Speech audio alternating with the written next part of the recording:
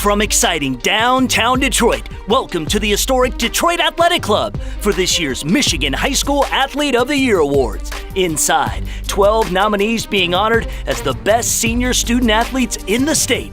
The theater is filling up. The DAC Michigan High School Athlete of the Year Awards starts now.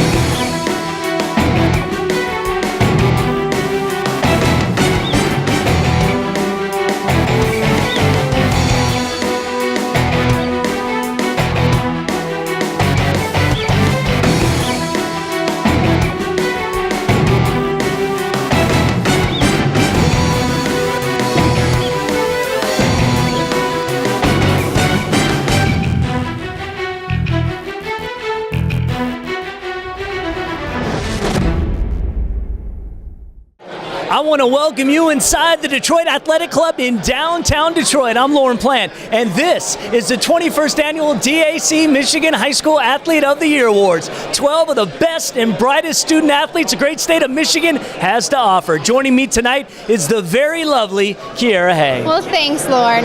There are 6 male and 6 female athletes that are nominated, but only one can be the male and female athlete of the year. The finalists are getting ready for the big night, and we also have a very special guest this year. It's the very first winner of the award 2 decades ago. It's Shane Bettier, and he'll be here to share his story. This really is an amazing event, and before we head inside the theater, here's a little look at what goes on behind the scenes. Located in the heart of Detroit's theater, sports, and entertainment district and framed by Comerica Park, the Detroit Athletic Club has 130 years of history. For over 2 decades now, the Michigan High School Athlete of the Year Awards is one of the year's biggest events, with the athletes and their supporters getting the star treatment.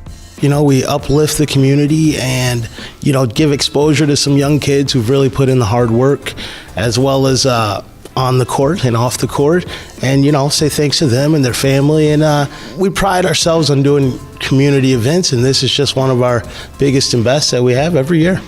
Putting on a production of this scale is one that takes a ton of planning. This auditorium gets a full makeover. This is actually one of my favorite setups that we do here for the stage, because we've got the lucite podium, the screens, we've got the big banner in the back, as well as the pipe and drape. The stage looks really, really sharp. It's perfect for an awards presentation. Everyone treated to 5-star cuisine served by award-winning chefs. Everyone involved devoted to making everything first class. We have 70 culinarians, 12 chefs, and everything is hand-touched. When you see charcuterie here, the smoked salmon platter that we're doing is house smoked. The galantines are made in-house. The sausages, a Cajun red bean sausage, in-house. It's all artisanal and done and hand-touched. Nothing's opened in a box and served. All in all, there is a lot that goes into making the Michigan High School Athlete of the Year Awards the classiest experience possible. Everyone feels like a winner. All right, well, good evening, everyone, and welcome to the 21st Annual Detroit Athletic Club's Michigan High School Athlete of the Year Awards. Now, before we begin, and just to get you in the spirit of the evening, I'd like everyone to give a round of applause for the entire DAC staff for this magnificent setting, welcoming all of us with such grace into this historic building. It's going to be another fantastic night. We are definitely truly spoiled. All right, my name is Lauren Plant, and it is truly my honor to be back with you tonight for this wonderful celebration. I'm the executive producer of State Champs Sports Network, host of the longest running statewide high school sports show in the state, State Champs. Now, this is truly a special night for me because not only do I get to showcase all of our phenomenal student athletes like the ones we're honoring tonight, but there's no place I'd rather be than right here as we celebrate this particular group of amazing young people. Each one of our nominees has extraordinary athletic gifts, but in this sensationalized world of me, each one causes a striking sense of humility and gratitude, and all were very forthwith in praising those who helped them and sacrificed for them.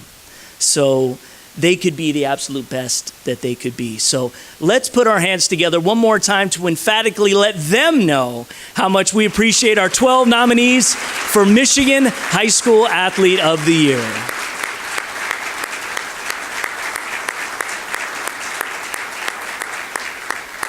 Okay, thank you. I'm proud to say that we have in the audience some former nominees. In fact, Jake Hartshey was a 2015 nominee. He's here to support his sister and current nominee, Sasha Hartshey. Jake is a member of the Shreveport Mudbugs of the North American Hockey League. What a better nickname than that?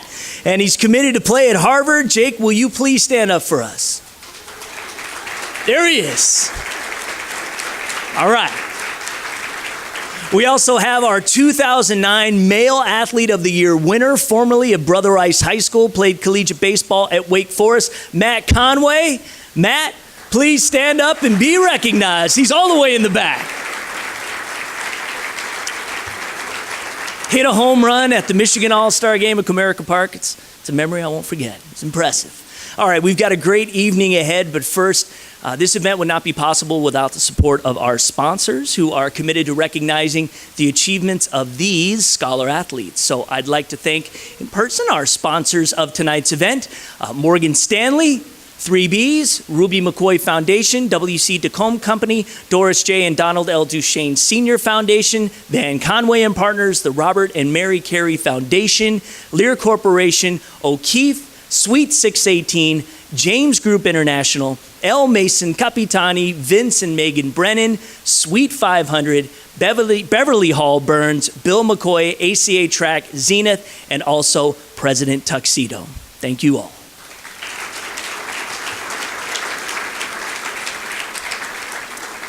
All right, at this time, it is my pleasure to introduce the president of the Detroit Athletic Club. Please welcome Mr. Pat O'Keefe.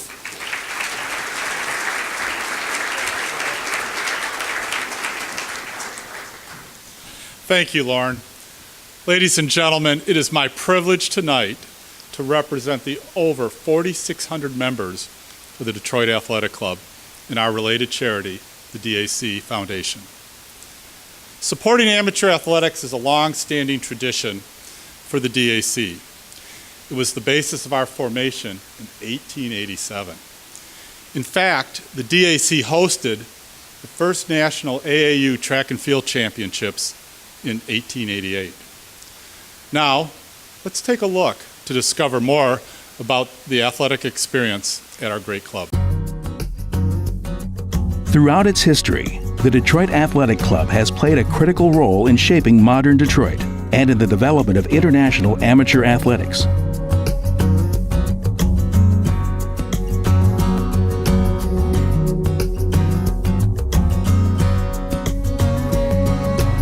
For 130 years, the DAC has produced numerous individual Olympic and national champion athletes, fielded championship sports teams, led the way in supporting Michigan's high school and college athletes, and remains a center for athletic competition, fitness programs, and a modern, healthy lifestyle.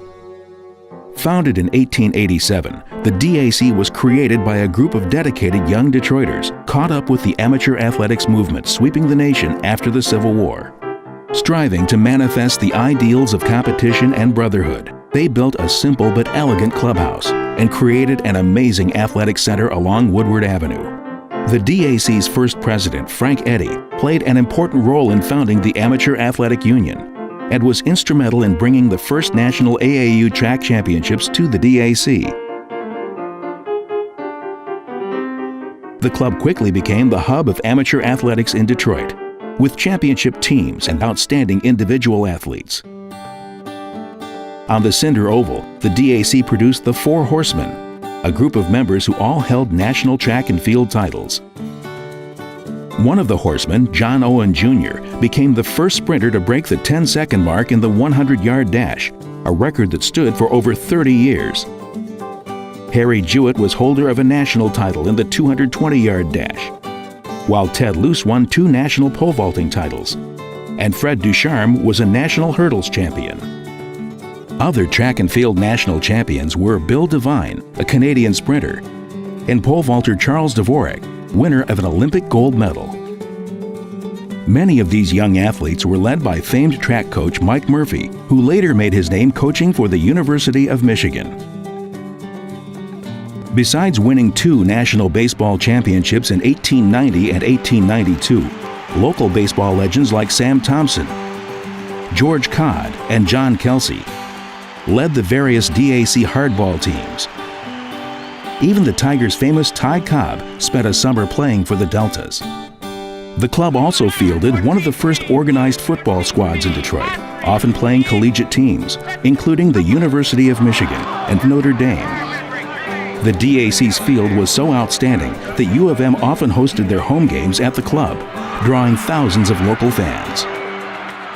Early DAC football star Neil Snow also continues to hold a unique Rose Bowl record for U of M.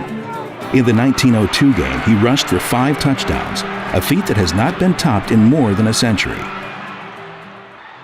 As a center of Detroit sports, DAC athletes tried many sports new to the country. They built an ice hockey rink and lawn tennis courts, later hosting men's and women's tournaments. They bowled, played handball, fenced, wrestled, and more. The DAC was renowned for its cricket and curling teams, boxing exhibitions, and high-wheel cycling races. As the 19th century rolled into the 20th, members lost interest in amateur sports and focused on the flourishing automobile business. It was during this time that the club produced local, state, and regional championship basketball teams, led by one of Michigan's first great Jewish athletes, Jacob Mazer. And as Detroit evolved into a center for the auto business, members built a new clubhouse, which opened to great fanfare in April of 1915. The clubhouse featured extensive athletic facilities, including a natatorium with a swimming pool on the 4th floor, a full-size gymnasium, squash and handball courts, and a fitness center. A sporting way of life continued with swimming competitions, squash, handball tournaments, and bowling leagues. Over the decades, the DAC produced fine bowlers like Joe Paulus and Fred Smith, as well as handball and squash athletes such as Vic Tomlinson, Bruce Kennedy, Norm Fredericks, George Haggerty, and Rick Howe. Another athletic group was known as the Beavers. Formed in 1918, their brand of swimming, basketball, remains a unique blend of competition and camaraderie to this day. In the pool, famed coaches Matt Mann and Clarence and Betty Pinkston helped create and support Olympic athletes, including swimmers Jam Handy, Margaret Woodbridge Presley, and Ray Kay. Later on, diver Dick Degner won gold at the infamous Berlin Olympics in 1936. Thanks to the Pinkstons, the DAC produced many women Olympic swimming and diving stars. Helena Tomska-Papp, Barb Gilders, and Jeannie Stuño all competed wearing the club's colors, and Stuño would achieve the most fame with a diving silver medal. Other DAC Olympic stars included wrestler Charles Ackerley, rowers Divvy Duffield, Pat Costello, and Jim McIntosh, and cyclist Bill Freund. Gold medal swimmer Clark Scholes, boxer Chuck Davey, powerboat racing legend Gar Wood, two-time Indy 500 champion Tommy Milton, and professional golfer Walter Hagen were all DAC members. Today, Olympic medalist Peter Vanderkay can be found swimming with the Beavers. Besides the many amateur athletic contributions, DAC members have long been involved with Detroit's professional sports teams. Prompted by Charlie Hughes, members of the DAC formed a consortium in the 1920s to buy the Victoria Cougars hockey team, and they became the Detroit Red Wings. Later, they built the iconic Olympia Stadium. In the 1930s, DAC members, led by G.A. Richards, purchased an Ohio football team and turned it into the Detroit Lions, winning an NFL championship within 2 years. Throughout its history, the Detroit Tigers have been owned and operated by DAC members, including 3 past club presidents, Walter Briggs, Frank Navin, and John Kelsey. Today, member Mike Illich owns the team, now located across the street from the clubhouse. Besides sports events and programs through the Beavers, the Bowlers, and the Blackballers, today DAC members enjoy a fitness club, a rod and gun group, and scuba club. Members compete for club titles, enjoy annual golf outings, and take part in triathlons and city marathons. Each year, the DAC Foundation, along with the Deltas, a group of members who support amateur sports, hosts an awards program honoring outstanding Michigan high school athletes. In the fall, the foundation also hosts the annual Chuck Davey Boxing Classic, featuring teams from the U.S. military, Air Force, and Naval academies. The club's court facilities have hosted regional and national squash tournaments, and the bowlers continue one of the country's oldest competitions, the annual Interclub Tournament. In 2015, the DAC celebrated the 100th anniversary of the opening of its Madison Avenue Clubhouse. As part of that celebration, the foundation created a series of monumental sports sculptures to honor its amazing athletic traditions. Sculptures of track and field, baseball, football, and swimming athletes grace the street in front of the DAC and on its property. Today, the Detroit Athletic Club continues its important role in the community, enriching the lives of athletes and honoring its long-standing traditions of developing amateur and professional sports in the Motor City.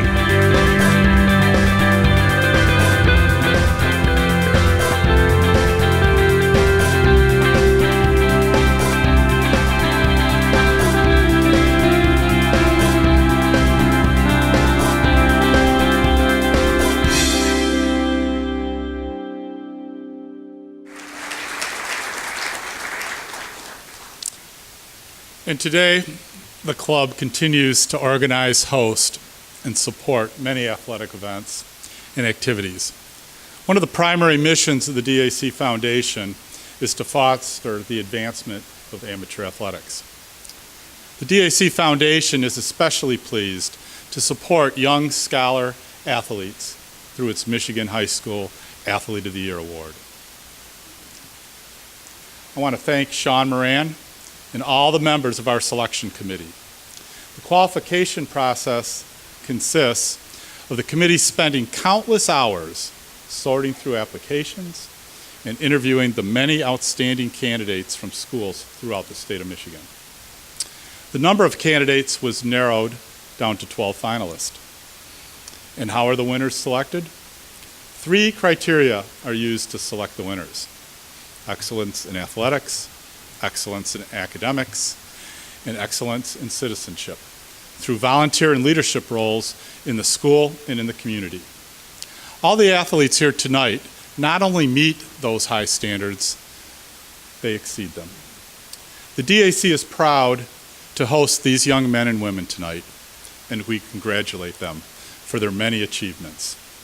Tonight, we have our first award winner, Shane Battier, to offer perspectives on being an athlete after a prolific college and pro career.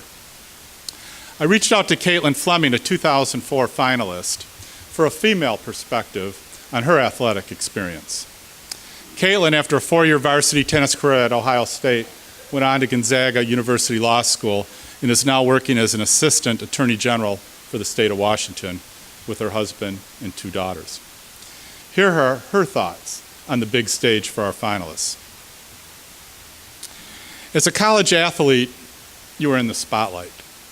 People you do not know all of a sudden recognize you and might even want your autograph. Kids look up to you, and younger competitors dream of being you. College athletes are the stars of the campus. It is a great honor being a college athlete, but it comes with great responsibility. You are recognizable.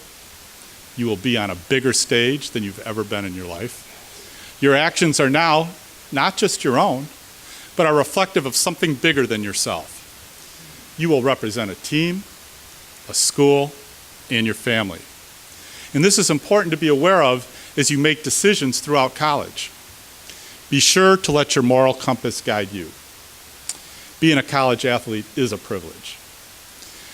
Keep in mind that the university that you're going to has chosen you and expects you to be reflective of its mission and values.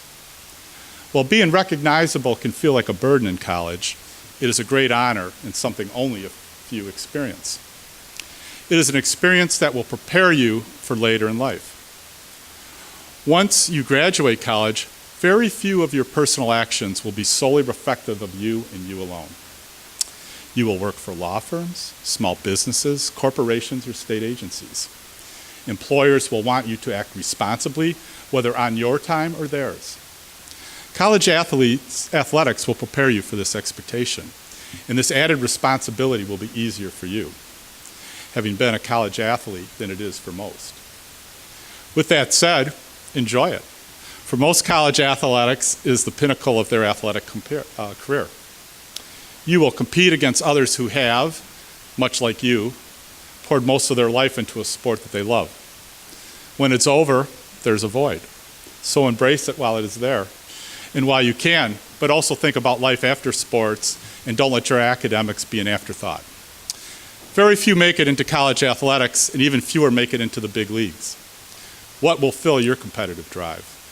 What will be your passion? Do not neglect thinking about what comes next. With that said, don't lose sight of how cool it is to have an opportunity to be a college athlete. As an athlete of your caliber, being a college athlete may feel like what was expected or what you thought was going to happen.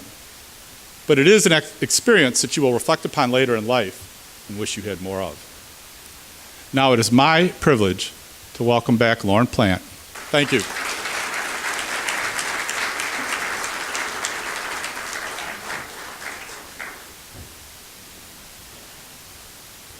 Some of you might be pro athletes, so be morally responsible if you do that as well, okay? Got to represent us, like this young man right here.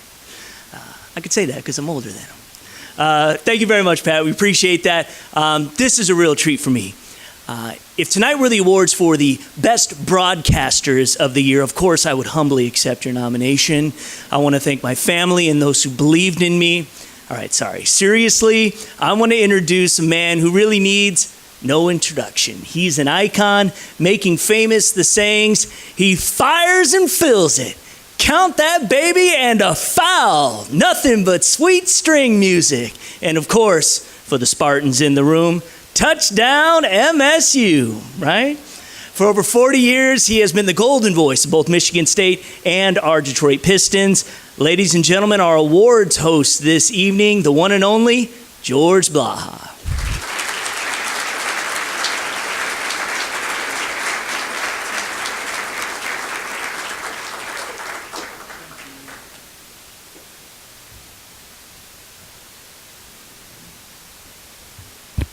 Thanks, Lauren, and thank you, everybody. Great to be back with you here at the Detroit Athletic Club to honor these 12 young men and women. You are all champions on the athletic field and in the community and in the classroom. And as always, I want to thank my dear departed friend and DAC Beaver stalwart, Marv Burke. He originally invited me to MC this wonderful event a few years ago. We all miss Marv, but we're happy to have his lady Peggy Grover with us tonight. Would Peggy and my wife Mary please stand for a take a bow? Peggy, great to have you here. Also here tonight with his wife Ginny, my longtime statistician Joe Abramson, who's also on the air for Wayne State football and basketball on Comcast, a very, very knowledgeable sports fan. Great to have you here, Joe. Little wave, all right. Also here in this room tonight, the moms, the dads, the siblings, the coaches, the teachers, and the supporters. To the student athletes, the future beams bright for all of you. As President O'Keefe said earlier, being a college athlete is a privilege. You'll always have the support of everybody in this room and many, many others rooting for you. You're all winners here. You're the best of the best. You represent the best this state has to offer. So let's get started. And again, congratulations to all of you for being selected. Let's meet this year's nominees for High School Female Athlete of the Year.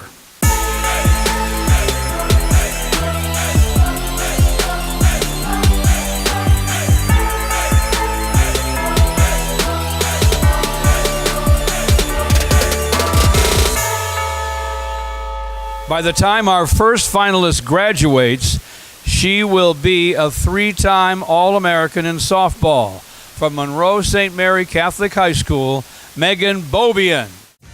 Megan Beaubien is about as an accomplished athlete as you can be. Her game, softball. Currently in the middle of a senior campaign that could see an additional slew of honors, Beaubien already a 3-time All-Stater, multiple All-American, multiple Gatorade Player of the Year. She's top 10 nationally ranked, and she's also a national champ. And, very likely, her high school team, St. Mary Catholic Central, will end this season Division III state champs for the 3rd year in a row. She succeeds because she's prepared. The most important part of it is mentally preparing yourself to pitch. For me personally, when I get on a big stage, I love being there and I love that atmosphere and I love performing, but it just puts me on another level of focus. Megan was offered a major college scholarship before she even began her high school career, and currently she's the top senior academically in her class. She continues to push and challenge herself. I'm not okay with a pitch that's mediocre. I'm okay, that needs to be better, and I don't think I would be as successful if I didn't push myself so hard to be better.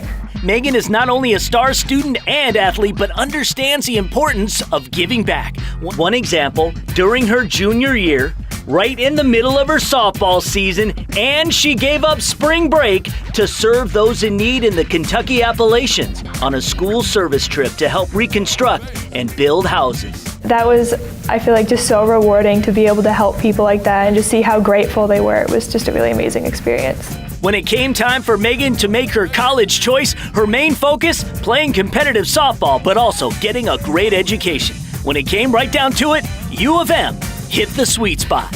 I felt really comfortable with the coaches and the program was great and it was perfect. Megan has managed to juggle training, a rigorous travel softball schedule, and all the responsibilities that go with leading the SMCC softball team. As her high school career comes to an end, Megan is looking forward to enjoying this finish with her team. Well, we want to win another state championship.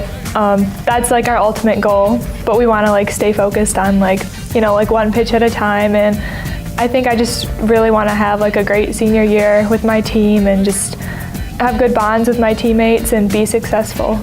Megan Beaubien, nominee for Female Athlete of the Year. Congratulations, Megan. Our second finalist is a 2-time Dream Teamer in basketball from Warren Cousino High School, Kiera Fletcher. When Kiera Fletcher first started playing basketball as a child, she enjoyed it. Her dad noticed almost immediately she had a gift. He saw that I could actually be pretty good, and then he put me in a league with my school in elementary, and then from there it just became my life. I loved it. Basketball sparked her competitive side, and her skills have developed into one of the best basketball players in the state. She took the state by storm during the 2015-2016 season, guiding Warren Cousino High School to its first ever girls basketball state championship. She is a 3-time first-team All-Stater, 2-time Dream Teamer, and this season's Michigan Miss Basketball runner-up.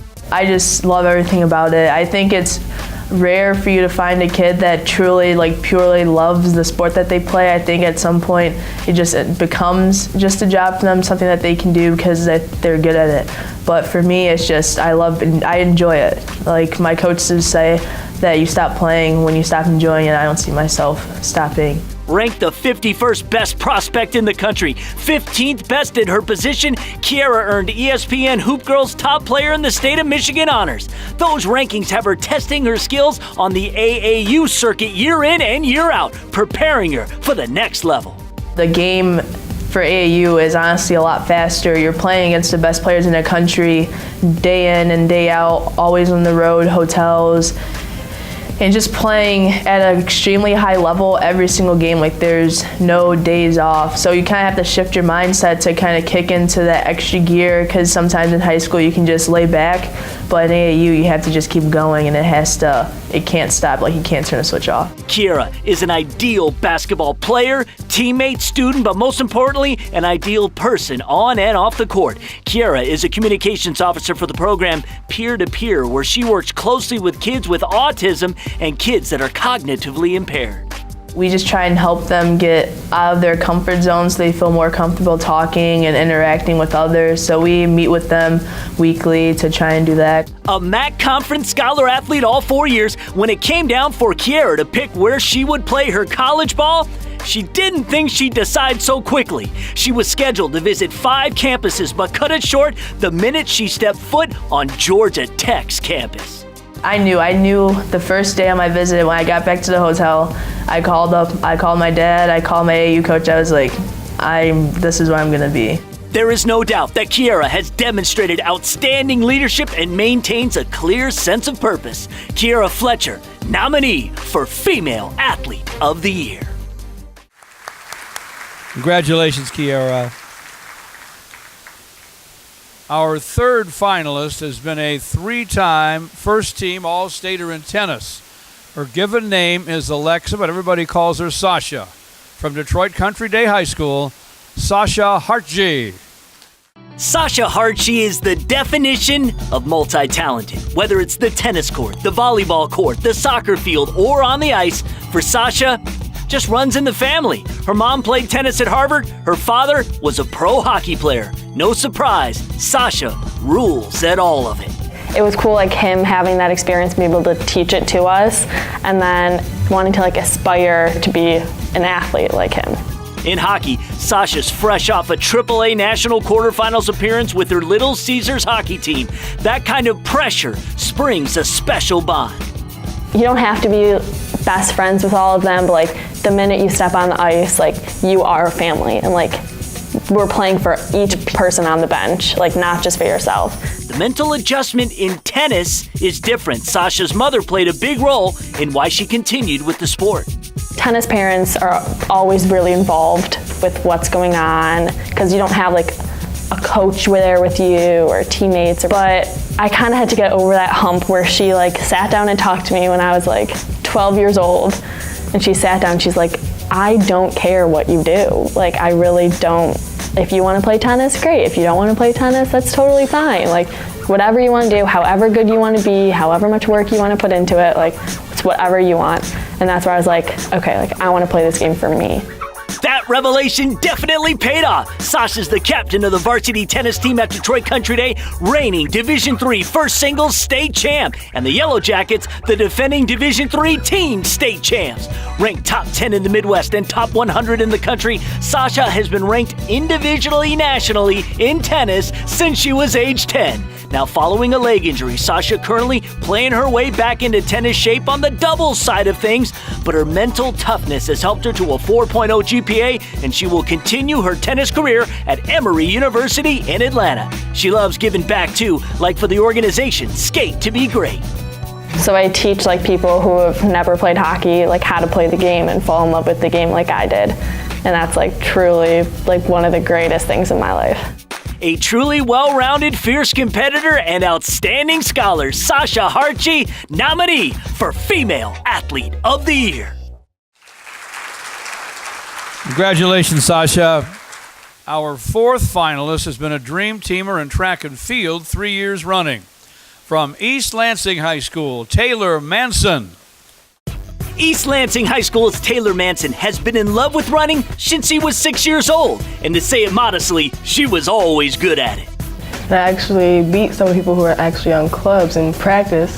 In that first year, I made it to nationals for Junior Olympics. Ever since, track and field has been a part of Taylor's life, and she continues to make a name for herself. In 2016, she was ranked 4th nationally in the 400 meter. She also took 2nd in the 400 at the New Balance Outdoor Nationals. First team All-State for East Lansing in the 200, 400, and 4x400 relay team. Win or lose, she's focused. Knowing that I ran my best, I can never really be mad, but I always know that I can do better.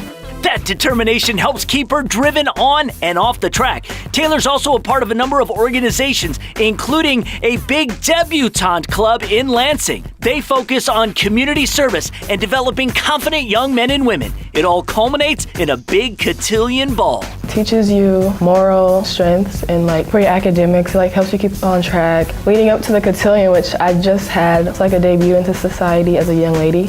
We wear big white dresses, and it's really nice. She's big in her community too. In 2014, Taylor won the Presidential Award for Community Service and even received a letter from President Obama. The events that we do, I really enjoy doing them. We do the Power 96.5 Back to School Backpack event. Taylor also played volleyball, and like she did at the Honor Roll track meet of champions a year ago in the 200 and the 400, who knows how many records she'll break before this season is through. I just want to break all those records again so it'll be harder to beat. I mean, records are meant to be broken, so I just hope the next person who breaks it, they work hard for it.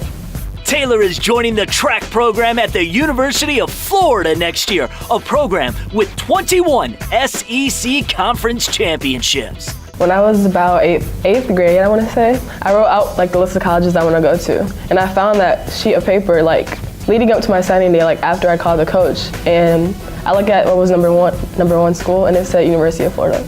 So I thought that was something. Call it fate. Taylor Manson, nominee for Female Athlete of the Year. Congratulations, Taylor.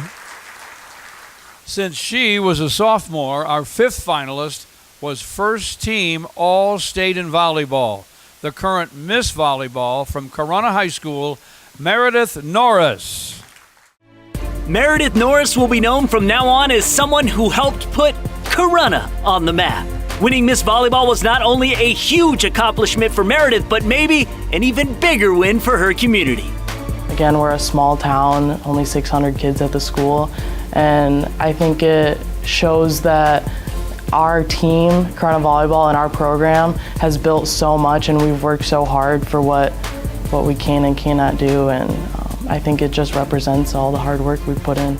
Since she was a sophomore, Meredith was named first team All-State in volleyball. She's a two-time Max Preps All-American and a current Under Armour All-American. She's a member of USA Volleyball's High Performance Program. She holds the MHSAA record for kills in a match with 56. Her 3,000-plus career kills makes her second all-time. I can't get 56 kills without 56 passes and 56 sets. That's just the name of volleyball. I can't do it alone. It's a team sport. Also an all-conference state qualifier in the high jump in track and field, Meredith's love of volleyball helped her make the decision to graduate early. Ranked third in her class, Meredith finished with a 4.1 GPA. Student council, family, career, and community leader, Meredith is already in East Lansing as a member of the Michigan State volleyball team. It was really close between Maryland and Michigan State. Michigan State, I always knew it was kind of on the back burner because I grew up so close. And then Maryland came around, and they have a really good head coach, and he knows how to build a program, and he thought that I could build it with him. But overall, I just knew Michigan State was home, and that's where I needed to be. There is one dream with Meredith aspires, one day wear America's colors on her back. If I could have anything in the world, it'd be a gold medal around my neck. Representing my country and playing the sport that I love. Go for it. Meredith Norris, nominee for Female Athlete of the Year. Congratulations, Meredith. Our final female nominee is also our youngest, just 16 years of age. She will graduate a three-time individual state champion in swimming from Brighton High School, Taylor Seaman. Taylor Seaman is known at Brighton High School for being a leader in academics and athletics. She's only 16, but she's been swimming her entire life. Literally, she was only a few months old when she began. Flash forward a few years, and a decision was before her. My instructor for swim lessons was like, I can't teach you anymore. If you want to keep swimming, you have to go swim for a team. I was like, let's do it. Taylor will graduate Brighton High's greatest ever, a three-time individual Division I state champ. This past fall, she set an MHSAA D1 state record in the 50 freestyle, on her way to also claiming the state title in the 100 freestyle. For that, she was named the D1 Swimmer of the Year. She's qualified for the 2017 Junior Nationals and U.S. Open Championships. A Miska Dream Teamer, a simple visit to the Bulldog Natatorium will tell you all about her legacy. There are 2 life-size posters hanging above the pool, 2010 state champ Morgan Zebley, and now Taylor. People at school will come up to me and they're like, hey, you're the girl on the wall at the pool. And I'm like, yeah, I guess. So it's kind of cool to think that later generations of swimmers will see me on the wall, just like I saw Morgan. There are many swimmers Taylor has idolized, but in particular, former Canton High School and multiple Olympic medalist Allison Schmidt. Taylor swims for the world-famous Club Wolverine in Ann Arbor. So did Allison. Taylor broke one of Allison's records. She had the opportunity to talk to Allison at the state championships last year. She wrote me a special note on the cap she signed for me, and that was just huge for me because I've always looked up to her and loved her both as a swimmer and as a person. Taylor will graduate with an above 4-point GPA. As a scholar athlete, she will swim in the Ivy League at Brown University. Club Wolverine is the training ground for world champs like Michael Phelps. Taylor is prepared for her future. It's a really big team, so you end up surrounded by all sorts of people. Like, it's reflective of the kind of people you'll meet in real life. Swimming isn't Taylor's only talent. She's also a great singer. She's been doing it since she was 8 years old, sings in a choir, and as a soloist. When it comes to dreams, Taylor has many, but her perspective is extremely refreshing. Whenever I picture my future, I see me with at least one dog, most likely more. I mean, yeah, being an Olympic swimmer, that would be insane. But if I didn't have a dog, what would life be? Nothing. Well said. Taylor Seaman, nominee for Female Athlete of the Year. All right, Pat, the envelope, please.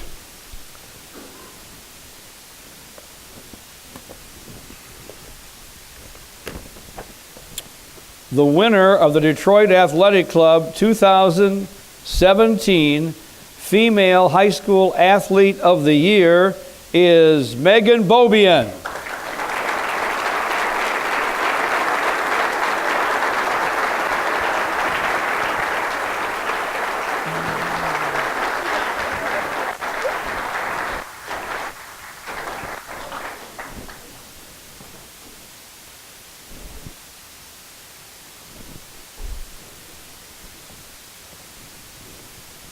One more picture, Megan. You gotta get the trophy. Beautiful trophy.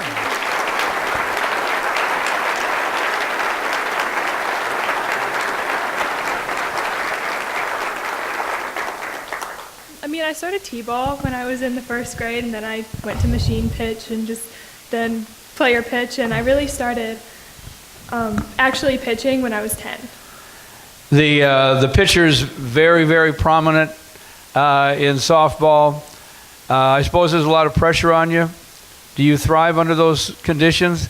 Yes, I love those conditions. Like, my favorite places to play is in East Lansing for state championships, or out in California when we were in the national championship. I absolutely love that situation.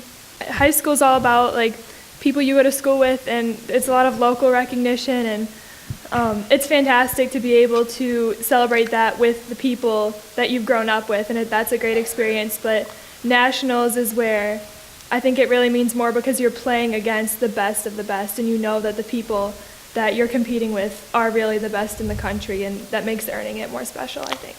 You and your dad play catch a little bit when you were younger? Yeah, he was he's been my coach since I started t-ball all the way up through my freshman year of high school, and he's my catcher. Wow. Yeah. Congrats to your father as well. You didn't shortchange yourself in the classroom, #1 ranking. You must be driven in that area as well. Academics have always been really important to me. Like, when I was in first grade, I would cry if I brought home a B. It was really sad. And I've just always wanted to, my parents taught me that academics should always come first, and I've always made that a priority in my life to do well in school. So I just feel a lot of gratitude that all of you do so much for athletics for high school students in Michigan, and it's a great honor to be here, and it's a great honor to win this award, and I'm really grateful for all the opportunities that you've given all of us. Well, you're a wonderful award winner, and just as all the other honorees, a great, great player. Congratulations, Megan. Thank you. Before we introduce our nominees for Michigan High School Male Athlete of the Year, we'd like to bring up a very special guest, our very first DAC Athlete of the Year honoree, Shane Battier. He's in the house. Don't forget, in the mid-'90s, he made his mark right here in Michigan as Mr. Basketball at Detroit Country Day. The Yellow Jackets, when Shane was there, were 73-8. They won 3 state championships. He went on to become the National College Player of the Year at Duke In fact, he's the only player in history, folks, to win the Naismith Prep Player of the Year and the Naismith College Player of the Year. In 2001, he was the 6th pick in the NBA draft. He competed for 13 years in the league, culminating in 2 world championships with the Miami Heat. Let's take a moment now to check out this quick highlight reel of Mr. Shane Battier. From the Breslin Student Event Center in East Lansing, the 1997 MHSAA Class B Championship game between the Yellow Jackets from Detroit Country Day and the Wildcats of Albion High School. Well, the team of the 90s has been Detroit Country Day, winners of 5 of the last 8 state championships. Now they're led by, of course, the incomparable Shane Battier, one of the great players in Michigan high school history. 72-8 over his 3 years. That's Country Day's record. He's a superb player. You're going to enjoy watching him play. Very unselfish. He knows how to play the game. Battier pulls up from 8 feet, knocks it down, and Battier has 8 points tonight in his final high school game. So far, he has been unstoppable. He's 4 out of 5 from the field here in the early going. Country Day Yellow Jackets make it 3 in a row and conclude the Shane Battier era of Country Day in fine fashion. Here's the pass inside, the good seal for Boozer. Woods could have picked up his 5th one there, no call.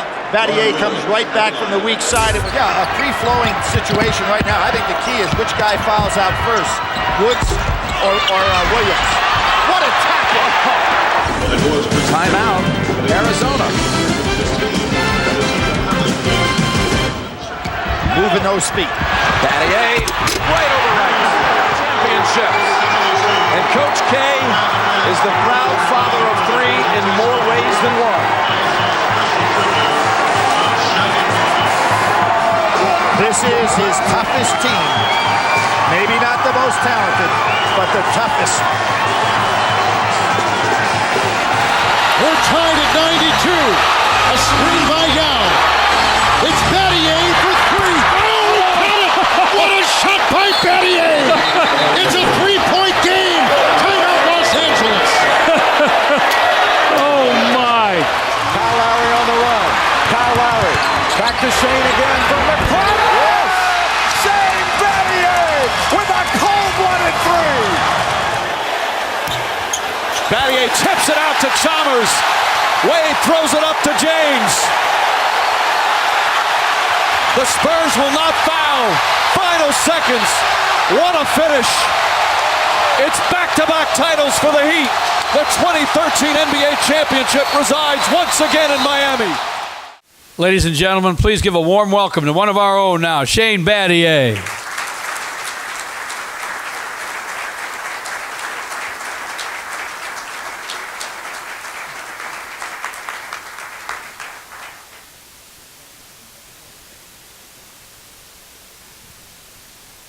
Well, Shane, the DAC obviously made an outstanding choice when they named you the Athlete of the Year in the state of Michigan.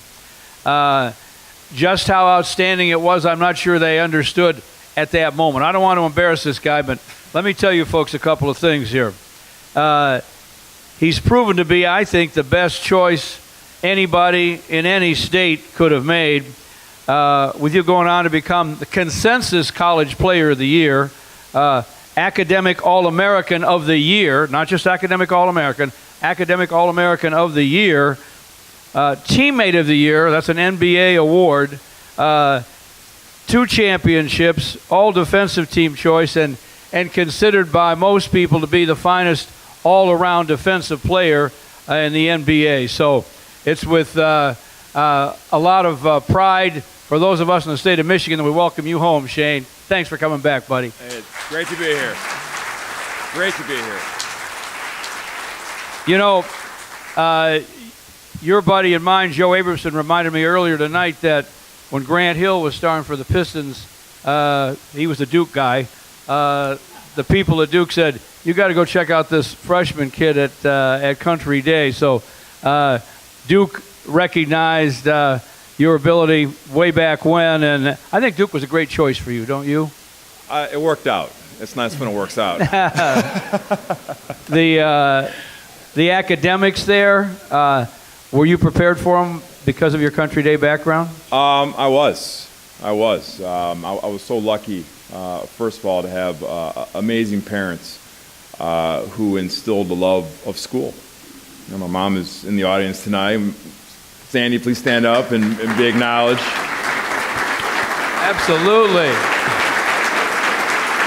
See, none of this, there would be no video, there would be no accolades without you, Mom. So thank you, I love you. And I was so lucky, my dad, Big Ed Battier, couldn't be here tonight, but they instilled a love of school. And while the sandlot and the basketball court and the football field was great, we couldn't get to that unless we got our homework done and excelled in school. And that was the first lesson we learned in our household. So going to a place like Duke after those habits have been established, piece of cake. Maybe not a piece of cake, but you know what I'm saying. Let me ask you this. There had to be some guys in that class who didn't have that kind of background. They're probably intelligent guys who had reasonably good grades and were great players. They come to you and say, how you doing so well? Well, they knew. I didn't go to too many parties. My work ethic was what kept me at the top. Because George, you know, to be honest with you, I watched that video and I laughed to myself.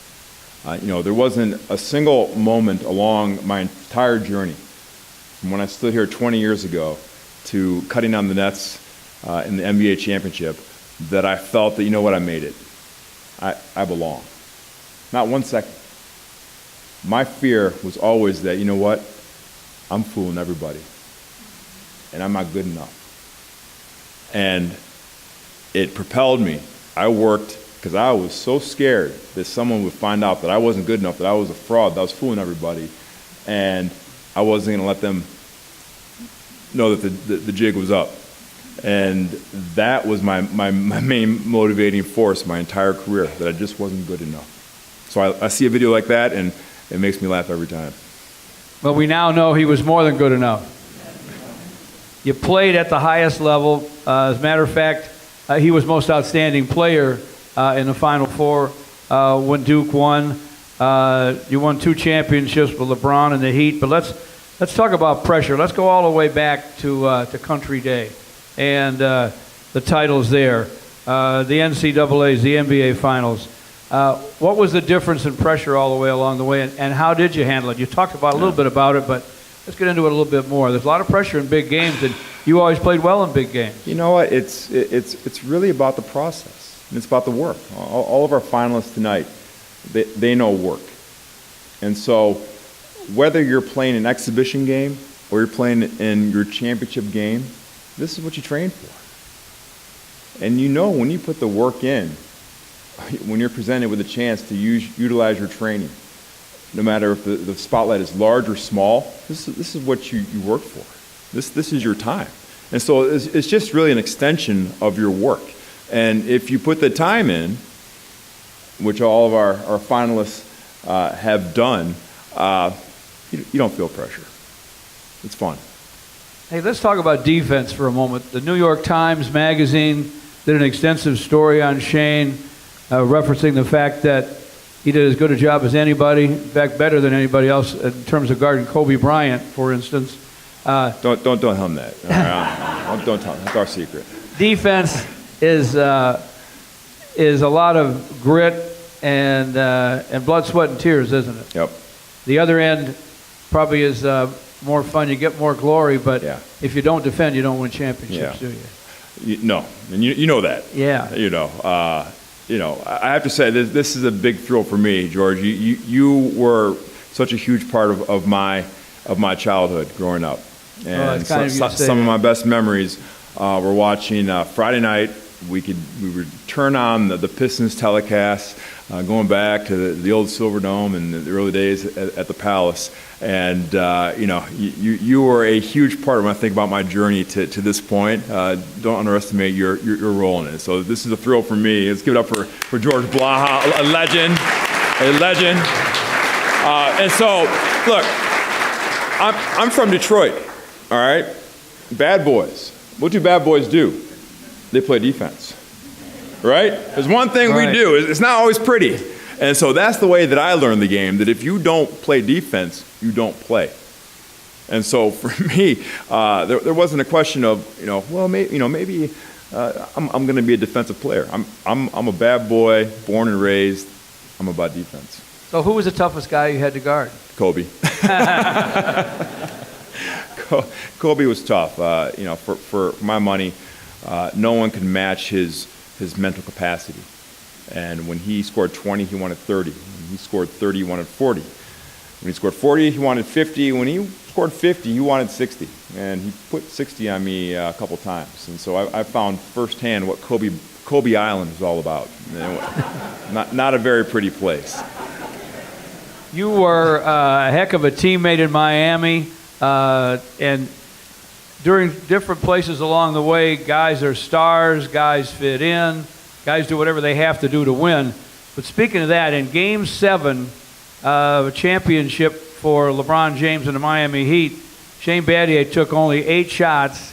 They were all threes, and he made 6 of them. And did LeBron thank you when that was over? LeBron's one of the greatest teammates I've had, so in his own way. He knows what I mean. So in terms of that, some of your favorite teammates. Yeah, well, I've been so blessed to have so many great teammates. With the Miami Heat, it was LeBron James, Dwayne Wade, Chris Bosh, Hall of Fame players, but Hall of Fame teammates. One of the greatest guys in the entire world. One of the biggest guys in the entire world, Yao Ming, just an amazing, inspiring guy to be around. Pau Gasol, Luis Scola. I was blessed to play with so many great teammates, and that's the journey. You talk about becoming a great teammate, and I watched that clip of the Game 7, and that's the seminal point of my career. I was a three-point shooter. I couldn't do much, but I could shoot the 3-ball. And during that playoff series in the Eastern Conference Finals, I couldn't make a shot. Literally couldn't make a shot. And so before Game 7 against the Indiana Pacers, I went to Coach Spoelstra and said, "Look, Coach, I know I've been terrible. I know I've let my teammates down. But if you put me in this game, I'm not going to let you down. I don't know what the heck I'm going to do. I'm going to do something." And he said, "Shane, I know. First quarter comes, no playing time. Second quarter comes, no playing time. Third quarter comes, still have my warm-ups on. Fourth quarter comes, we're up 30 points. Who's the only player not to get in the game? Me. First time in my entire career I had the words DMP, CD, did not play, coach's decision, next to my name. We win that game, go to the NBA Finals. I'm thinking, is this it? Am I done? Am I too old? Over the hill? Do I have it? Every ounce of self-doubt you could have, I had. To turn around in Game 7 of the NBA Finals, the biggest game of my career, the same game I dreamed about, shoveling my driveway in Birmingham, Michigan in the dead of winter, to go out and be there for my teammates, go 6 for 8 from 3. That's what it's about. Can't quit. Think about that. Down here and up there where the air is rare. And athletes have to go through that. Sometimes they're thought of as only athletes. You wrote an article entitled, for the Players Journal, I believe, entitled "Let Athletes Be Students." Yeah. And I think it might be interesting to hear your thoughts about these young athletes as they go ahead to college, what you feel like they should be doing to be students. Yeah, well, first of all, congratulations to all of our nominees tonight. You should be proud. You have an unbelievable opportunity in front of you, but only if you exploit it. All right? So many athletes that you're going to go to school with are there just to play sports, and they never squeeze the juice out of the lemon that is the college scholarship. And this is the same thing I tell kids around the country. Use your experience. Use your experience. The great letter that President O'Keefe read earlier is right. You are going to be the stars of your campus. Everyone is going to want to be around you. Utilize that. There's not an alumni at your school who wouldn't love to take you to lunch. They can't pay for it, but to take you to lunch Use your platform as an athlete for bringing glory to the school that you go to, and use that to build your network. Ask, hey, how did you get to where you got? What did you do? Who did you meet? Get a business card with your name on it, an email on it. Hand it out to alumni and say, hey, I want to learn. I want to learn. By the time you graduate college, you should have a built-in network. So many people don't realize this until it's too late. Because once you take the jersey off, guess what? The phone calls a little slower. The emails don't always get returned. So use your platform. It's powerful. It's powerful. Yes, the opportunity for a college education is amazing, but the networking opportunities are there for you. Utilize them every chance that you get. And that is how you extract every ounce of value from the scholarship that you work so hard. And if you leave that value on the table, you have no one to blame but yourself. Utilize that opportunity. It's golden. It's golden. Well said, Shane. You know, these young people have a chance. They've already made great impressions so far in their life. They have a chance to make more impressions upon people at the collegiate level. You made all kinds of great impressions, including at Miami, where now you're in charge of player development and analytics. Now, the most intelligent guys go into things like that, so congrats. But on the other hand, if you had made the right kind of contacts there and didn't leave with good feelings, this opportunity wouldn't have been afforded you. Tell us about it. I have a great opportunity to join a team that I won a couple championships with and work in the front office of the Miami Heat. And my claim to fame was utilizing technology and big data to become a better basketball player. I was slow, couldn't jump very high. One thing I could do was I could think the game. And I was able to understand the strengths and weaknesses of players to my advantage. And I knew players better than they knew themselves, which is pretty cool. And so now it's using those skills in the front office to try to identify some good players and understand a new way to evaluate how you think about the game of basketball. And so it's fantasy basketball in a lot of regards, but it's pretty neat and it's cutting edge. I think you're going to be absolutely great at it, and I hope it works out as well for the Heat as it should, because they're the ones who put Shane in that position as a young guy management-wise. You know, you may thought you weren't all that young when you finally retired, but you're still young compared to everybody in the business world, trust me. Speaking of important announcers, your beautiful bride is the granddaughter of Bob Ufer, who anybody who follows college football in this state that was alive, well, hey, you're still here the tape, so you gotta know who he is, and had to admire his work and his great enthusiasm. How often do you as a family get back to Michigan? We still have a home here, and so we're still very connected to the state of Michigan, and this is home. I'm proud of my Michigan roots, and I want to, even though my kids who are 8 and 6 call themselves Miami kids now, they still enjoy coming and putting their toes in the Michigan muck in the lake in the summer, and so that's something that I love, and you know, I wouldn't be where I am today without my Michigan roots. And 20 years ago, it's hard to believe, 20 years ago I stood up on the podium and received this award, and it meant so much to me because I appreciated the history of the DAC and their support of amateur athletics. And Michigan has such a great tradition of athletics and supporting, and the greatest fans in the world, the great knowledge of sports. It's what you do if you're from Michigan, and so that's something I'm so proud of. And so to be here tonight to see the leaders of the state of Michigan who are going to carry on the torch, and be it in state or out of state, it's a thrill for me, and just so proud to be part of this night and part of your journey. No better example of a great student athlete than Shane Battier. Thanks so much for coming home. I'm telling you, they may have picked Athlete of the Year in other states over the last 20 years, but they didn't pick anybody in his league, that's for sure. Now it's time to meet the nominees for this year's Michigan Male Student Athlete of the Year.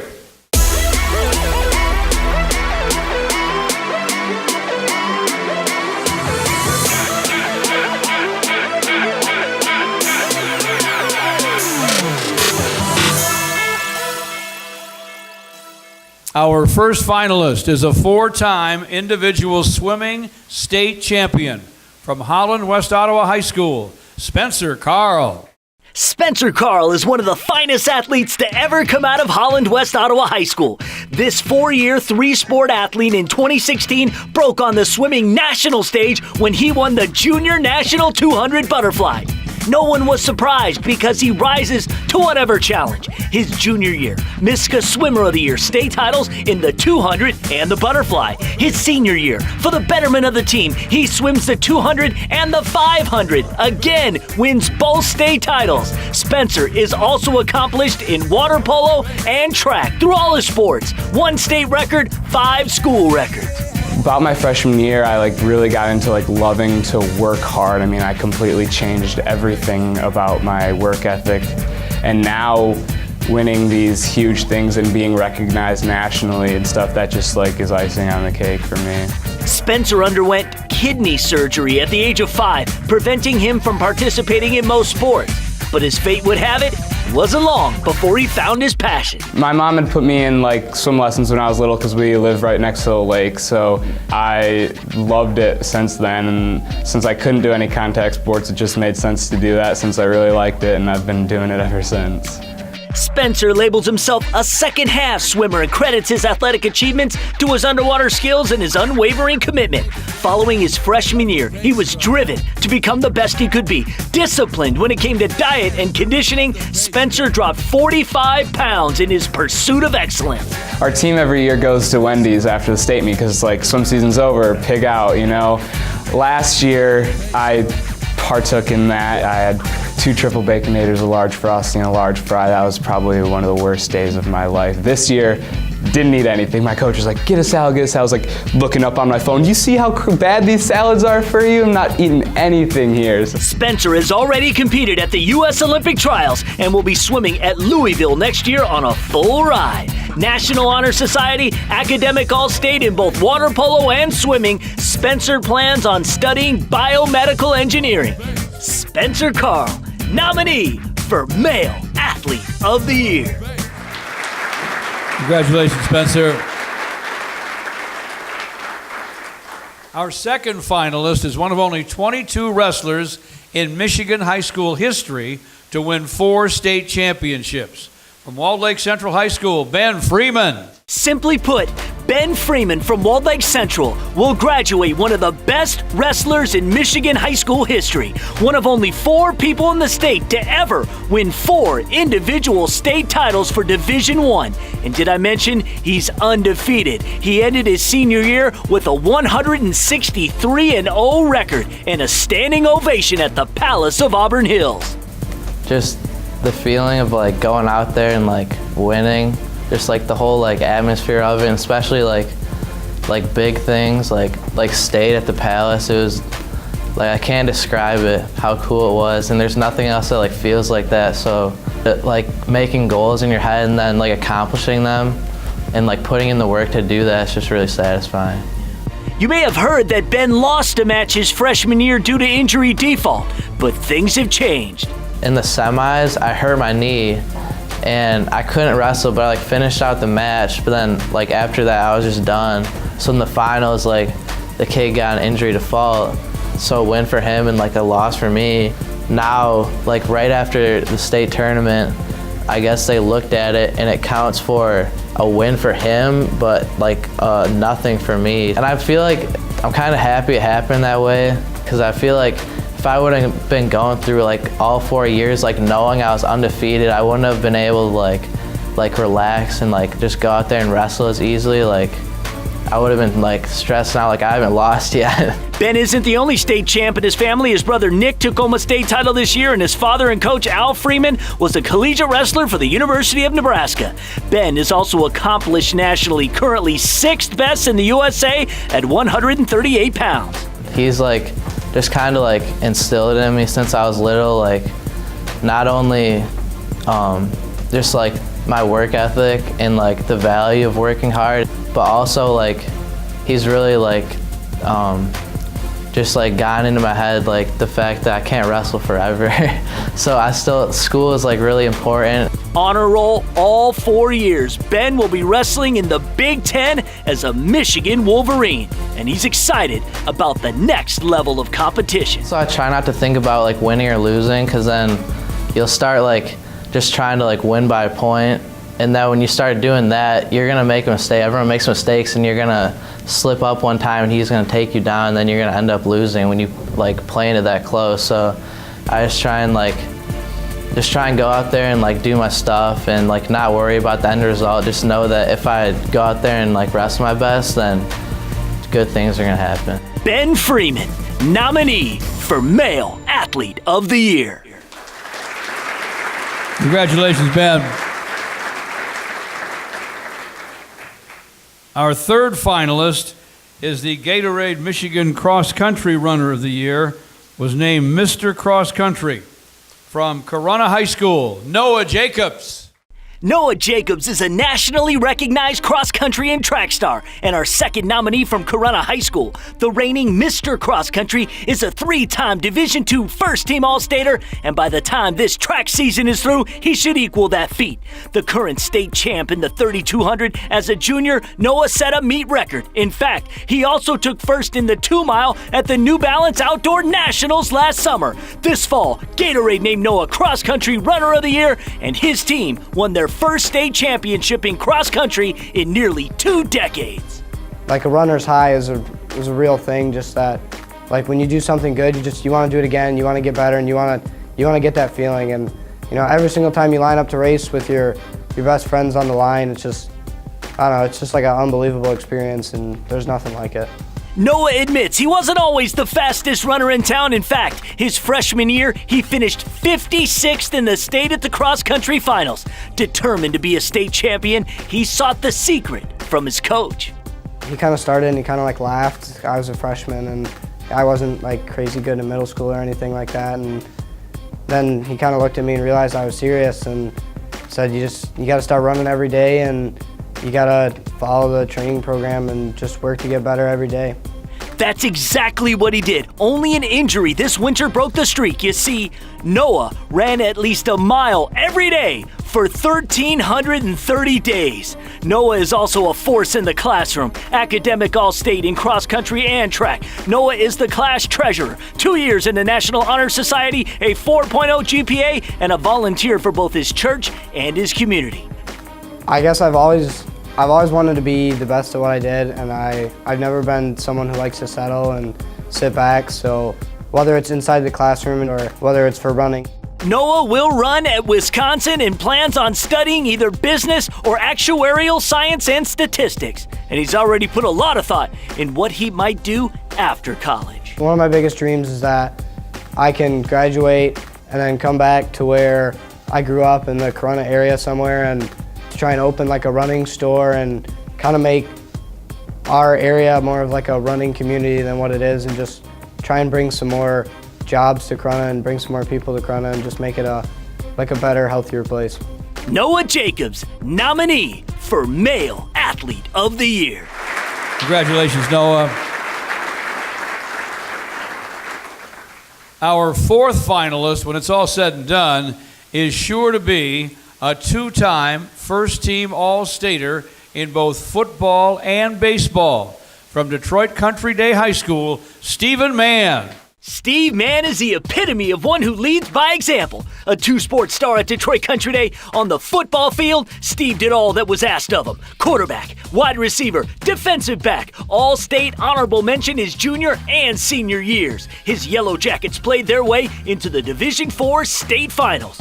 But baseball, That's the bread and butter. The leading candidate for this year's Mr. Baseball will finish a two-time first-team All-Stater, currently one of Prep Baseball Report's top 100, a Rawlings Perfect Game All-American, and this summer will be the Detroit Tigers' 2017 Passing of the Bat honoree. With all that said, baseball is the future, but football was his first love. Football is our sport in the family. I obviously love to learn baseball. Football was always first, and obviously I'll miss it a whole lot not playing it in college. But me playing from my senior year, I was told I shouldn't just because so I don't get injured. But I owed it to my team, I owed it to my family, my school especially, and so I'm happy I played. And I'm gonna miss the heck out of it. Steve is a natural-born leader, captain of his football team for the last 2 years, from day one of his high school baseball career as a freshman, and every year since. His teammates made man the head man, captain. I think what's important when you're a leader is to put everything aside and to see what's important for the team. I think the biggest issue is sometimes having personal motives behind decisions you make, and as a leader, you can't do that. And I have to hold everybody up to a standard that I would hold myself to. And academics has never taken a back seat in Steve's life. In fact, he's maintained a 3.9 GPA, earning him magna cum laude honors. Giving back is also essential to Steve. One example, every year he volunteers at Angel's Place, a nonprofit that provides homes and services to people with disabilities. That's one of the reasons why I love Russell Wilson now. You can see all the things that he does for the city of Seattle, and that's what I aspire to do. You get the blessing to be able to impact people's lives. You have to take advantage of it and go get it. And that's value in life, is giving people happiness. Man committed to play baseball and get his education at Duke University as a sophomore. But there could be a fork in the road. Baseball America has Steve in their top 100 Major League prospects. He could go as high as the 3rd round in the upcoming MLB draft. So I asked the $1 million question. I would love to play on the Tigers. I would love to be able to have family and friends at your game and supporting you. That would be awesome. But whoever drafts me, I'm going. Steve Mann, nominee for Male Athlete of the Year. Congratulations, Steve. Our 5th finalist is also a multi-sport athlete and a multiple football All-American. From Orchard Lake St. Mary's High School, Josh Ross. Josh Ross is widely considered one of the best defensive football players anywhere. Scout.com ranks Ross the #1 linebacker in the Midwest. This 2-time Dream Teamer is a 2-time All-American by numerous outlets. A 2-year captain of the Orchard Lake St. Mary's football team, this past fall, they pulled off a three-peat, 3 state championships in a row. Of course, this last year was one of the best moments I ever had at my school, just because of the fact that we were not expected to win. We went into the playoffs 5-4, we barely got in, and then I pulled my hamstring, so I wasn't even 100% in the championship. But the way that played out, we had a great team effort, and that was probably one of the best games I've ever been a part of in my life. A 3-sport athlete, Josh was a 4-year member of the Eaglet basketball squad and is also a part of the reigning back-to-back state championship boys track team. He's contributed to a lot of state success. Do the math, 5 state titles in 24 months. My work ethic comes from me being so active as a kid and doing multiple sports. It kind of builds in your brain, unconsciously, that you have to work hard because you're competing. When you compete, you work your hardest. And I feel like my work ethic came from when I was younger, being around my brother, him forcing me to go work out with him and making me cry and bullying me. But I'm not even gonna talk about that. He comes from a talented family. His brother James was also an All-American for the Eaglets before he too was one of the top defensive recruits in the Great Lakes. He took his talents to Michigan. Josh is following in his brother's footsteps as the #1 ranked in-state prospect for Jim Harbaugh's version of the Wolverines. I looked up to everything he did. And when he was in high school, I really thought he was invincible. Honestly, I thought he was the best player I ever seen. And now that I'm getting good, I'm kind of catching up to him, and it feels great. I've been looking forward to playing in college really ever since my brother started playing. Just seeing him in that crowd, seeing him in that environment. So it's definitely gonna be surreal, and I'm ready for it. Josh was involved in student government all 4 years. He's also a leader, a National Honor Society peer tutor, and a Sunday school moderator who plans on studying communications at Michigan. Orchard Lake St. Mary's is a special place for Josh. He will always cherish the memories and the relationships he built. Every team I was a part of, we got so close and we built so many great bonds. And the thing I would take away from me is just brotherhood. When you have a brotherhood that close, no one can beat you. Either if you lose or win, if you're that close at the end of the day, that's all that really matters, and that's what football teaches. Josh Ross, nominee for Male High School Athlete of the Year. Congratulations, Josh. Our sixth and final finalist is a four-sport athlete and the reigning Mr. Football in the state of Michigan. From Walled Lake Western High School, Cody White. Cody White is as versatile an athlete as they come. Throughout his high school career, he played not just 3 sports, but 4 sports for Walled Lake Western. Twice decorated all-conference in hoops, city champ in the high jump, all-district in baseball. His legacy will be football. A standout wide receiver, he was also asked to play quarterback for several games. He excelled at both, guiding the Warriors to the Division II state championship game. 2-time first-team All-Stater, Dream Teamer, All-USA Michigan first teamer, and 2016's Hungry Howie's Michigan Mr. Football. I used to play at least 6 sports when I was younger, so just playing a bunch of different sports and then finally getting into high school and playing the sports I play now, it's just been a great experience. I feel like, well, one, it's just fun to me. I like playing all different sports. And another thing, I feel like it helps me in football, playing basketball and baseball, just using different muscles, using different things that you would use in basketball, you wouldn't use in football. So I feel like it helps me on the football field playing the multiple sports that I do. Cody is an athlete with a high degree of multiplicity. He also punted on the football field. In baseball, he plays nearly every position. He's also one of the rare track and field athletes. That's what I was saying all year. Wherever you need me, I'm going to go play. So we were playing against Fenton, and Coach didn't have a middle linebacker. I was like, Coach, I'll go play middle linebacker. Went in for a play, played middle linebacker, and got the tackle, actually. So just anywhere you need me to win the game is where I'm going to go. His dedication not limited to athletics. They can also be found in the classroom. The last 2 years, National Honor Society. Cody credits his coaches and his parents for his success. I was a sophomore, and it was my coach had moved me up to varsity, and I had only had like 8 or 10 catches. And going into my junior year, my head coach said, "You're gonna go All-State." And I looked at him like, "Coach, I only had 8 catches last year." He's like, "You're gonna go All-State." And that year I had like 900 yards, receiving like 49 catches, and I went All-State. And then from there, it just took off. So I give all my props to Coach and just making me work harder and harder every day in the weight room and with my feet and my training. So that's probably one of my favorite high school moments right there. Cody received 17 football offers before ultimately deciding on joining the wide receiver corps at Michigan State. It's there he will study business and finance. I know every kid's dream is to go to the NFL, and that is mine as well, but I know football is not going to last forever, so my dream is to have a good family at the end of the day, have a good jobs, be successful in life, not just in sports, but past sports. So just be a successful man, be a successful father, and I feel like nothing can be better than that. Cody White, nominee for Male Athlete of the Year. Congratulations, Cody.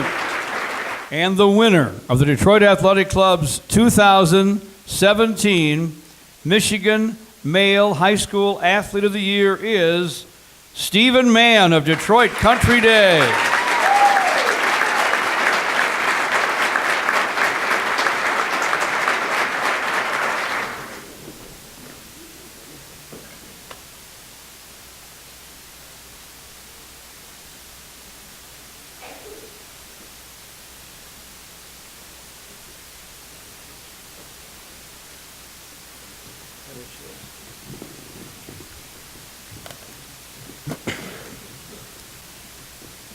That's a heck of a group.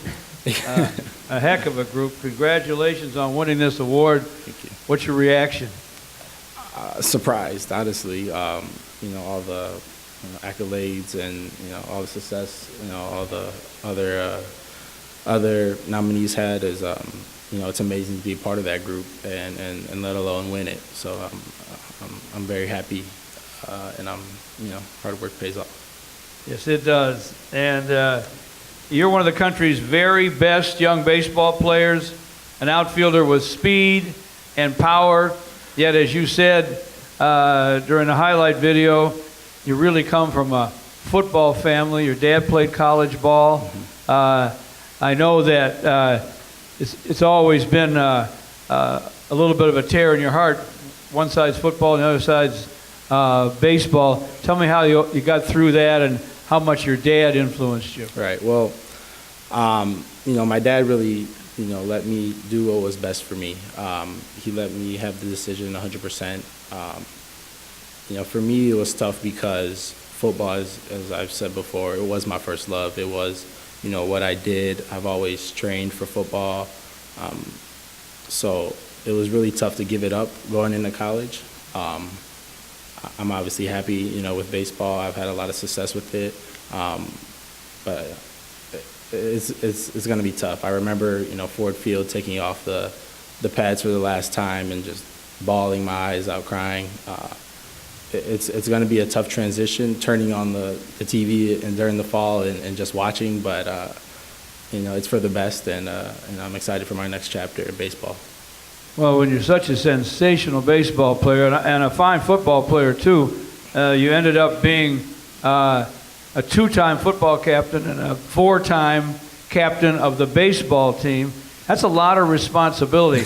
In some ways, a lot of pressure. What did you learn from it? I learned as a leader, you get to clean up the most. That was my one. But being a leader, you have to work harder than everybody else. You have to stay after practice and make sure everything's taken care of. You have to do the things that everybody else wouldn't want to do, and you have to do them without being asked. And that was the hardest thing for me to learn. Sometimes, you say, well, I'm a captain, I should be able to, give this to another guy. But what truly makes you a leader is doing things that other people don't want to do and doing them without being asked. Well, you've done a lot of things in the community. Didn't you play Santa Claus at some point at a Detroit school? Mm-hmm. Yeah, it was an exciting experience, walking in the classrooms, yelling ho, ho, ho to little kids, and they actually believe that you're Santa. Isn't that the beauty of Christmas? Huh? Yeah. It was an amazing experience. You committed as a sophomore to Duke, and I know you're comfortable with that. Were you always a Duke fan? Not necessarily. Sorry, Shane. I did not want to go on that visit. I had a scholarship to Louisville, and with the way things worked out, that was taken away from me. So I had to restart my college recruiting process. My dad made me go to Duke as much as I didn't want to, but once I was on campus, I knew that was the place for me. Well, there's so much that can be said about the academics at Duke, but there's a lot can be said about the academics at Country Day. Absolutely. Talk a little bit about your experience at Country Day. I know your mom and dad both went there as well. How challenging was it academically? What were some of your favorite courses? Mm-hmm. Well, it wasn't fun most of the time. Getting home, late hours of the night and having to stay up because, as my dad said, you got to do what you got to do, what you have to get done before you can do what you want to do. I wanted to sleep, but I had to get my homework done. But I know in the long run that discipline and the values that Country Day has taught me, I'll be able to use those in life. I heard that you took a course that kind of opened up your eyes about the diversity at Country Day. Tell us about that. IB Physics with Dr. Hanlon. I had no business being in that class. But, after you get settled in the class, you realize the kids that you wouldn't necessarily walk by. It's amazing. Like nowadays, now after taking that class last year, I'm walking by kids that I would never talk to, and talking to them, high-fiving them, and it really has allowed me to engage myself more in the school. So, it was definitely a very good experience for me. I know your mom and dad are saying I told you so about Country Day, aren't they? How much influence have they been on you both athletically and academically? They have given me what I have today. Without them, I'm nowhere, I'm nothing. And I say I'm ready to go off to college, but then they leave and I'm calling them every 5 minutes. Hey Mom, what goes in the wash? What can't be dried? What can be? But I never really think about how much I need them until I don't have them. And that may seem sad, but I think that's been an important lesson for me that I've learned as I've gone through high school. The baseball draft coming up soon will, I suppose, dictate a lot of things that happen for you. Right across the streets where the Tigers play, I know nobody can choose where they're going to play, at least on that first contract. Mm-hmm. But wouldn't it be great to play for the Tigers? Yeah. Hopefully by the time I make it up to the majors, they can finish the game. But it would. They have struggled at that. But it would be awesome to play for them, and coming from Michigan, it would be great. Back to Country Day baseball. What are your goals as you finish this season? I definitely want to win a state championship. For my team, that's one thing I haven't done that I feel like I owe to the school. I want to win it for my coaches, for my teammates. That's definitely something that I feel I need to accomplish. They don't like to pitch to this guy. It's an awful lot of intentional walks, but you can still do damage when you get on the bases, right? Yeah. Mm-hmm. My dad will yell at me if I don't run first pitch, so I hear about it. Finally, your feelings about the DAC and this award? I'm every time I walk into this building, you can feel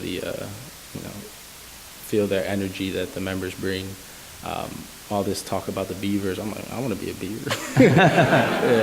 Seeing them roughhouse in the pool, it's definitely an exciting place, and it's special. Thank you for giving us this opportunity, and I'm happy to be here.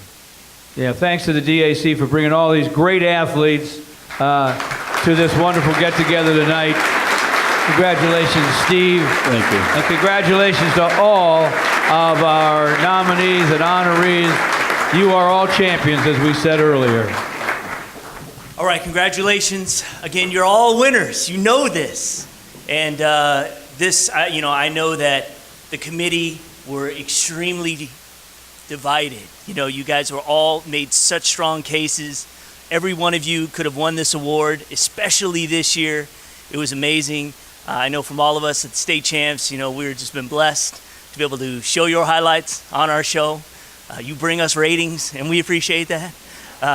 But again, all of you are fantastic people, and I know you're going to be amazing, and you're going to be great, and we're going to root for you, and we're going to watch you, and hopefully you're on TV so we can see it too. But now we can all go online and watch everything. So the bottom line is you're all wonderful people.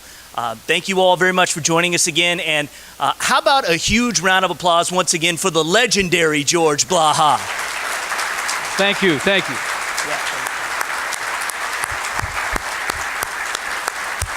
And I'm going to go off script here for a second. I'm glad that it was George who got to interview Shane, because I don't know if you've got Saturday Night Live fans out there, but if you remember, Chris Farley would just kind of sit there and be like, hey man, you remember the time that you hit that big three? That was awesome. Because that's about what I would say. How about a round of applause for Shane? Yes, for our hometown, Shane Battier. And for Lauren. Oh, thank you. We have one more special recognition we want to lay out there, and it's become a tradition at the DAC. We call it the Unsung Hero, or Most Valuable Person Award. These winners don't get trophies or plaques.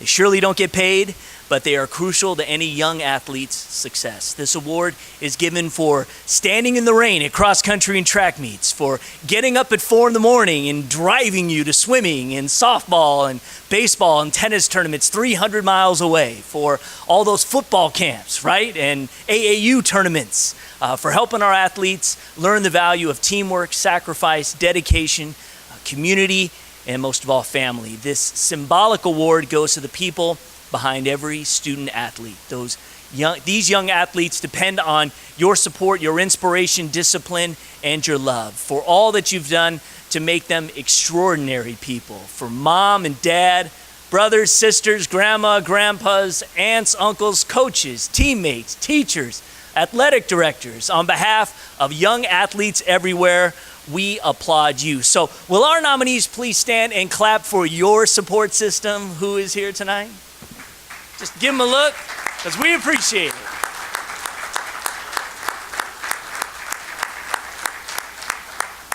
That wasn't awkward at all. All right, I invite all of you to tell everyone to watch the highlights of tonight's award show with exclusive behind-the-scenes footage this Saturday night at 7:30 p.m. on Fox Sports Detroit. I invite you to join all our honorees and in the adjacent room for dessert. I want to thank you very much, and everyone, please enjoy the rest of your night. Thank you.